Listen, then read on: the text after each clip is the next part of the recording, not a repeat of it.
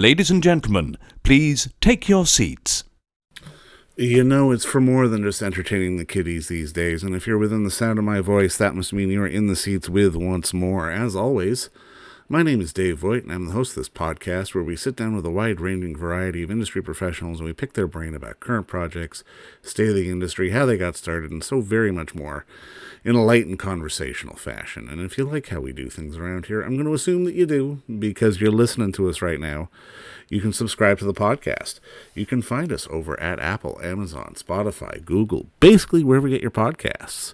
And plus, we archive every single one of our episodes over at our In the Seats YouTube channel. So at all those places, give us the old like, subscribe, 5-star rating.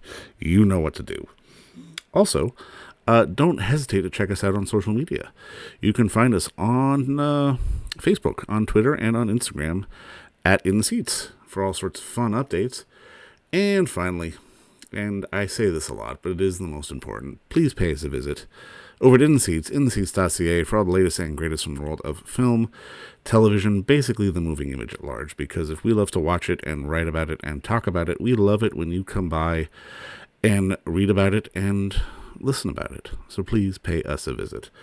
On this episode, we got a fun one. We got what the kids call a good old-fashioned double episode as we take a look at the new animated film, Charlotte, from directors Tahir Rana and Eric Warin. It is a animated film, but it tells the tale. It's a serious one. It tells the tale of German Jewish artist Charlotte Salomon living in the south of France between 1941 and 1943. It's obviously dealing with some very heavy topics, but it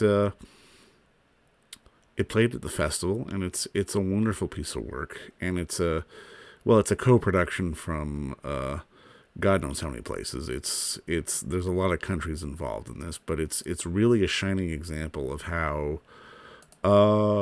animation doesn't have to be the purview of the big studios. It can be used in so many different formats, and it's done here in a really beautiful way, and it's got a fantastic voice cast with a lot of recognizable faces. But I think it's an important story because, I mean, Charlotte's one is one that hasn't really been told properly, and I mean, her work was really very much influential in a lot of different ways. And we had the unique pleasure of talking with Tahir and Eric back at TIFF when the film had its premiere. But also recently, we had the unique pleasure of sitting down with producer Julia Rosenberg to go into more of sort of how it got made and sort of the importance therein and just sort of logistics behind there, and really diving into sort of the importance of animation as a storytelling method. It's not just for delighting the kids and putting, flashy, funny things up on the big screen. It can really be used to tell evocative and emotional stories as well. And I think the whole team behind this film has done that and then some. But first, enjoy our talk with Tahir and Eric, and then enjoy our talk with Julia, because they're good ones. And definitely go check out the film wherever you can. It's a piece of Canadian cinema too that I think deserves a real audience, and I hope people get out and go see it. But first, enjoy our conversations, because they're good ones. All right. Well, gentlemen, first off, thank you so much for the time today. I really appreciate it. Thank you. Now, I mean, I loved the film. I was really struck by it. But I mean, I guess my first question is, walk me through sort of discovering the story of Charlotte Salomon. Okay, I'll start. I was working at an animation studio at the time. Julie Rosenberg, who's a producer, who's the driving force of the film. She brought the script to us, and the first thing I thought while I was reading is, like, did this actually happen? Like, is this a real story? This is amazing. I was surprised that I'd never heard of Charlotte Salomon before.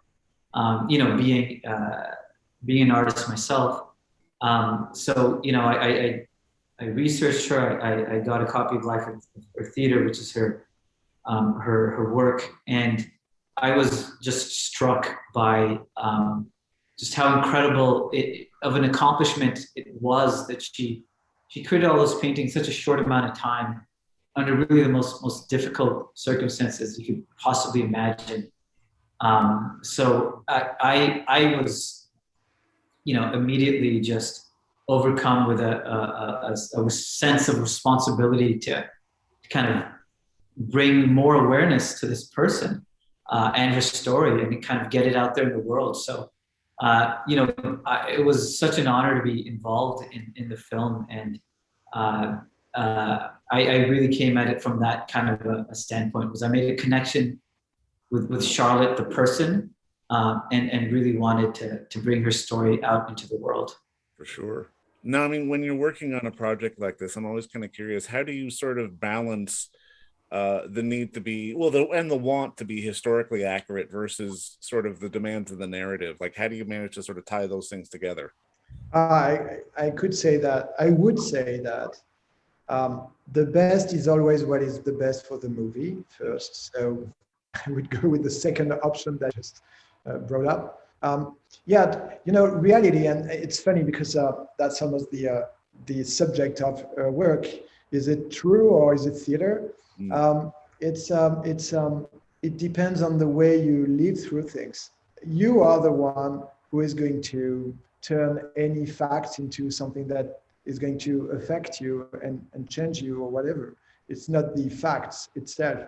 So we all lie sometimes when we tell a story and we say, oh, you know what, I was 5 minutes late because of the bus and because the dog. So you take the reality, you're late, but you had few things, right? Because it's gonna, and that's exactly that. When we tell a story, we use facts as a way to enhance, the subject of it and make sure that the audience is going to connect with the character.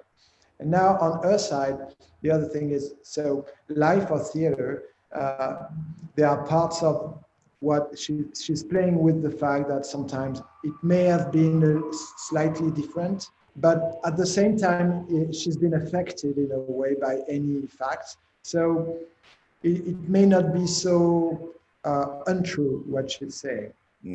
Now, I mean, in watching the film, it felt so important that this film was animated. And I'm kind of curious on both your perspectives on this. What do you think it was about the animation process that brings her story up, I think even more so than maybe a live action film would have? It brings lots of, first of all, lots of poetry and, this and this distance through the what you see. So sometimes to show reality, you need to turn it into something that is not so much reality, but it's going to affect way more. So that's very much that kind of way of doing things, where maybe if it had been a live action, maybe we wouldn't be here. Maybe nobody would, speak about her a lot. I think animation was the right, certainly was the right way to tell her story, because she was a painter and taking some few things from her work was a best way to enhance it and to pay tribute to her as well. For sure. Yeah, I'll just add to that and say that one of the things that we kind of, one of the early challenges was sort of figuring out how do we use Charlotte's art style and pay proper homage to it, but at the same time create it in a way that audiences would be able to accept this as a mature adult drama. So that was a very difficult process. Charlotte, her paintings were a little more abstract, not as realistic. Character designs were a little more exaggerated.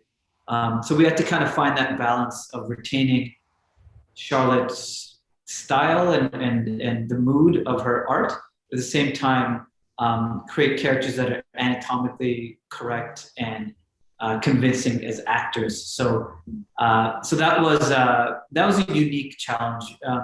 North American audiences don't watch a lot of. They aren't prepared for a lot of adult animated dramas in this way. It's usually reserved for kids movies. So we had to kind of leverage the strengths of animation, storytelling, colors, and creating a visual mood, but also being able to retain Charlotte's own artwork. So I think we're able to strike that balance pretty successfully. No, and I mean, I think you're right. I mean, that dovetails right into my next question because, I mean, I remember in the 70s and the 80s, there were animated films that were dark and had real issues going on, and they were occasionally hard to watch, but then it kind of drifted away from that. But now it feels like in recent years, we're coming back to that a little bit. I'm kind of curious, again, on both your perspectives, why we're re-embracing animation to tell more serious stories as opposed to just stuff for kids, like you said.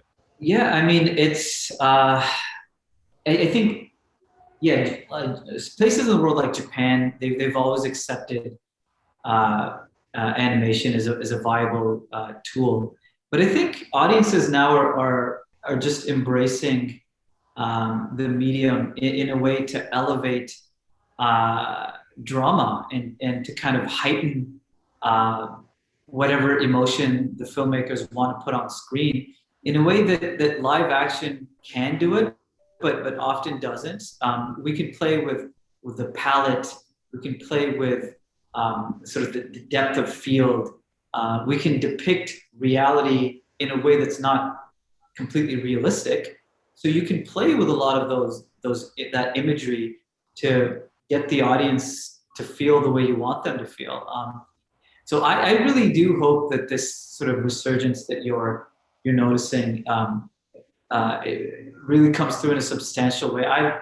I've always been in love with animation, specifically 2D hand-drawn animation, and it very much is a viable way. You don't have to reserve this art form for talking bunnies and little puppy dogs. Like you can have real adult stories being told in this way.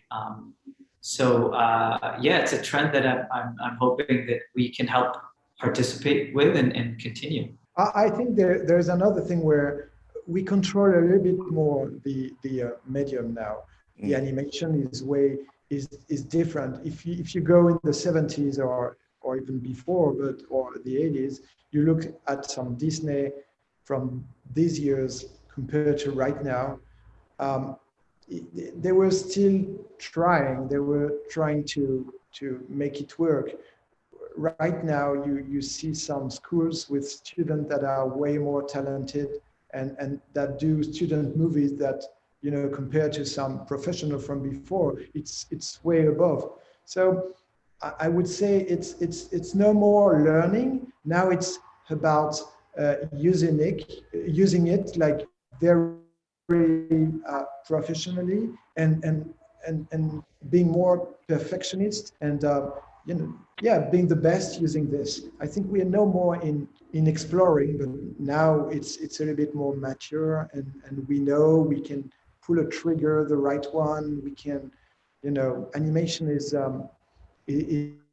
now a real art, in the business of movies right now.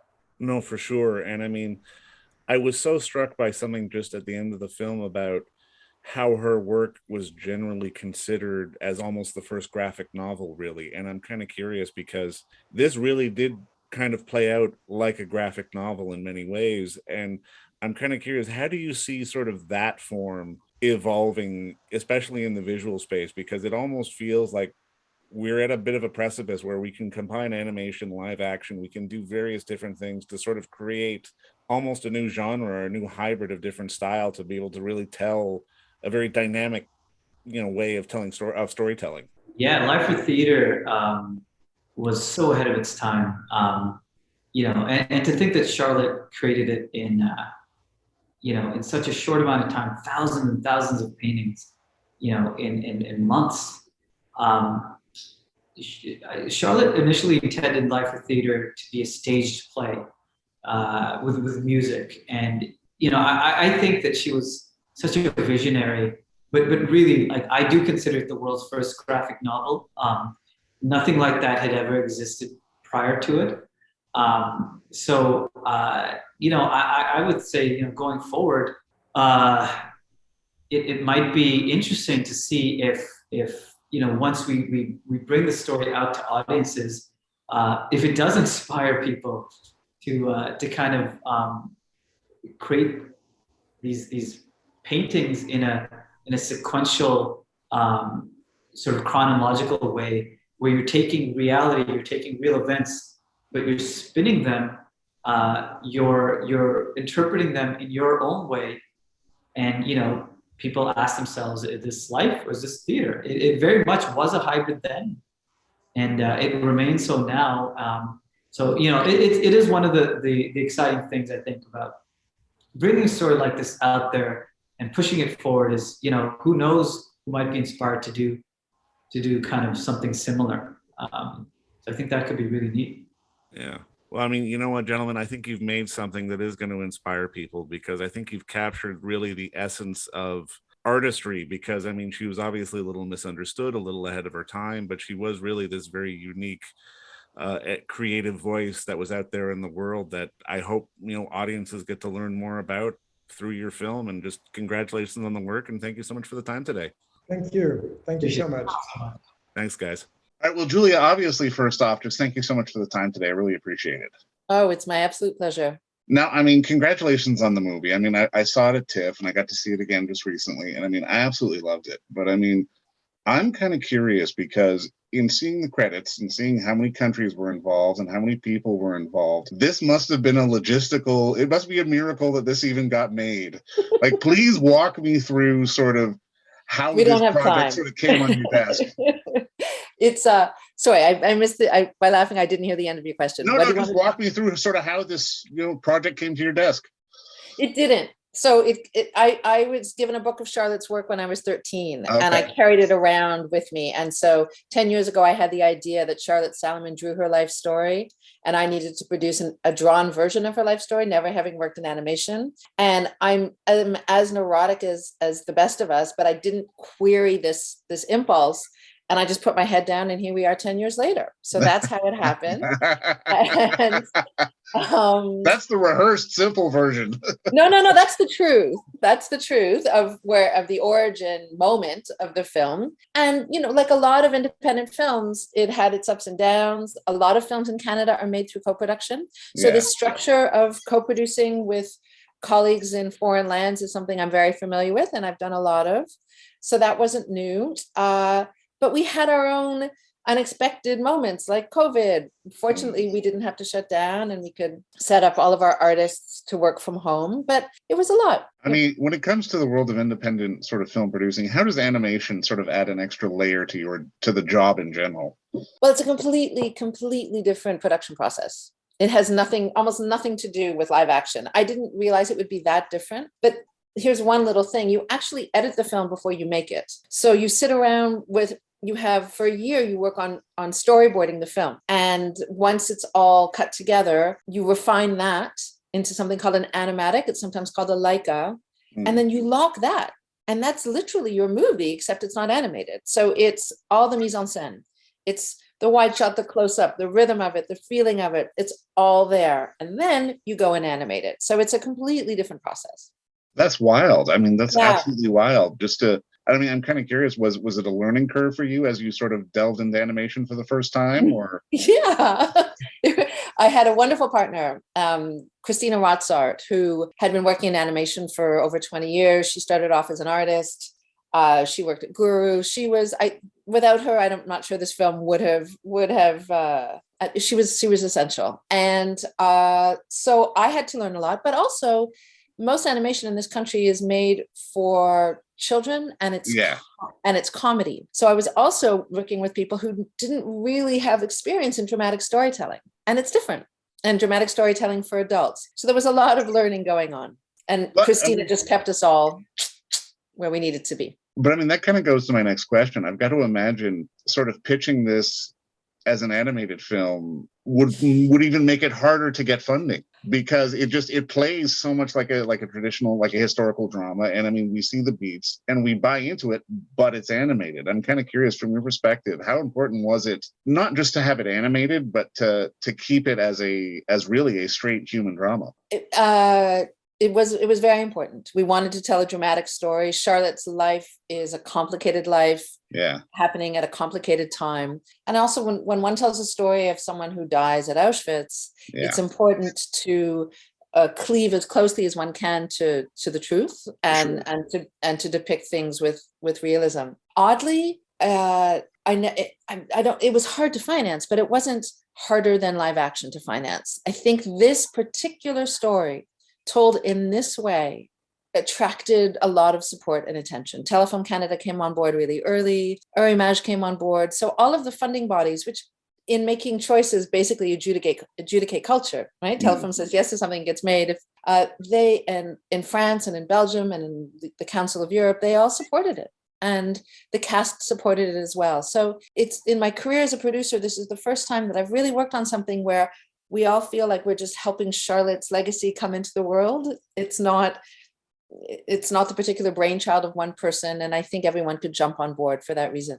No, and I mean, you're absolutely right. It really does sort of give her legacy meaning and importance. And at the same time, when I look at it, the film just sort of pragmatically, I mean, you're not having to worry about locations and this, that, or the other. You can sort of create a world. And I mean, it feels like, especially in the last few years, animated stories are much more attainable from an independent producing side of things, as opposed to, say, they had been 10, 15 years ago. How do you think animation can open up storytelling from your end of the business? Because I mean, I see this and I see potential for so much more as well. Well, I think we just all have to come to terms with the fact that animation is a medium and not a genre. Yeah. As is the case in different parts of the world. And the way to convince people is just by making more and more of them. So I was thrilled when I saw Flea, and here we are, and hopefully more and more people will